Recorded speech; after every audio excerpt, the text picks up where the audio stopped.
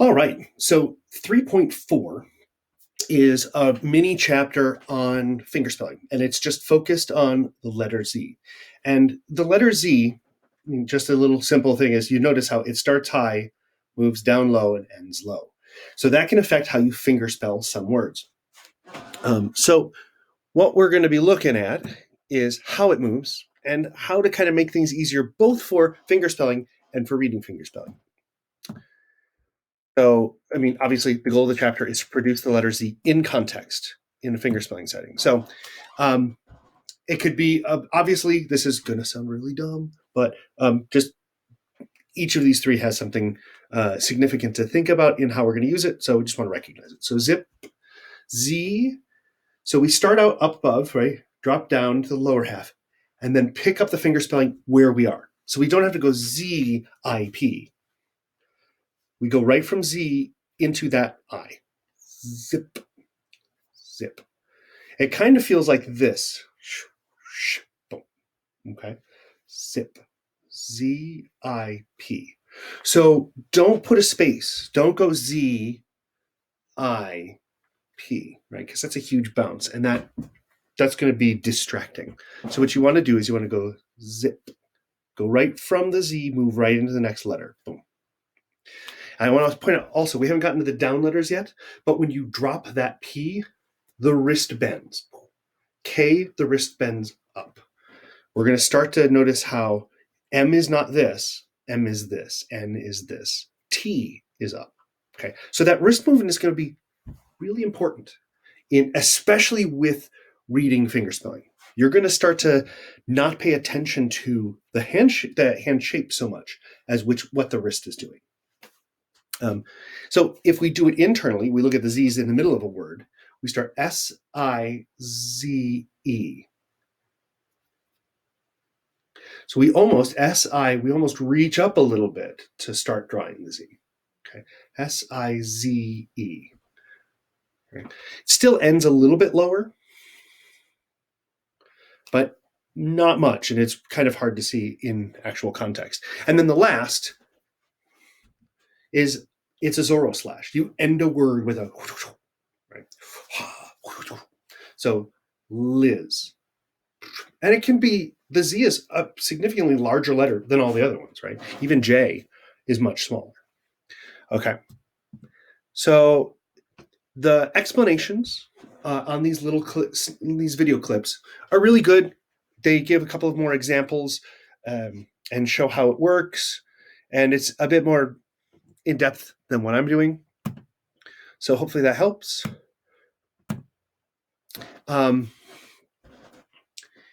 We talked a little bit about double letters. O can slide, right? So we can do Z-O-O. Zoo. You'll notice that it almost looks like we don't finish that line at the bottom. Zoo. It starts and immediately becomes the next letter. Zoo. Zulu. Yeah. Zulu. Z-U-L-U. Right? So boom, boom. Starts high, goes to low, then goes up to the other letters. And we can spell through all of these. Zelda. Zebra. Notice how what I'm doing with the fingerspelling is I'm not stopping at each letter. One letter moves into the next letter, to the next letter, to the next letter. There's the briefest of pauses on each letter, if at all. Most of the time, you move through and move to the next one. Trying to think of some other way of explaining that, but eventually get to the point where you don't spend any time in the letter. We see it, we move on. So if it's in the middle, S-I-Z-E, S-I-Z-E, maze.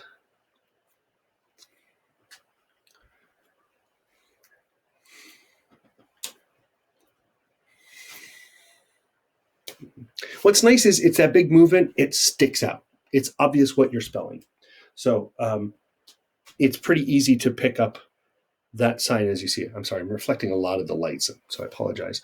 Now at the end, Liz, Oz, Ritz. Now, Buzz. I think I put an asterisk by it, but double Z can be done one of two ways. B-U-Z-Z.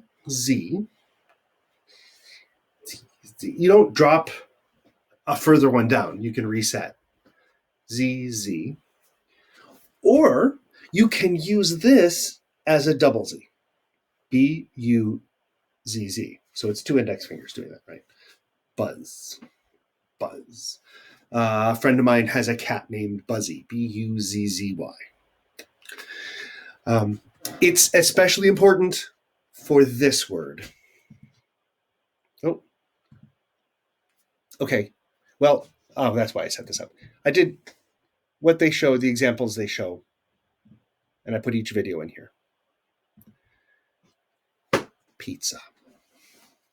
All important word, especially for college students, right? So the best sign, the most popular sign for pizza is za. Double Z-A. Pizza. Za. Za. It almost looks like a 3.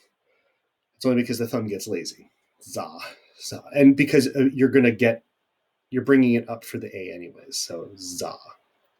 Za. Za. And buzz.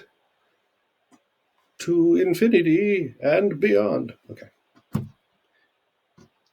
Then there's a quick little homework. It's not a homework, it's an exercise for you to do. It's in the worksheets. As you've noticed that all the worksheets, I've tried to put them in the slideshow so you can look at them. And the answers are in the worksheets on Blackboard.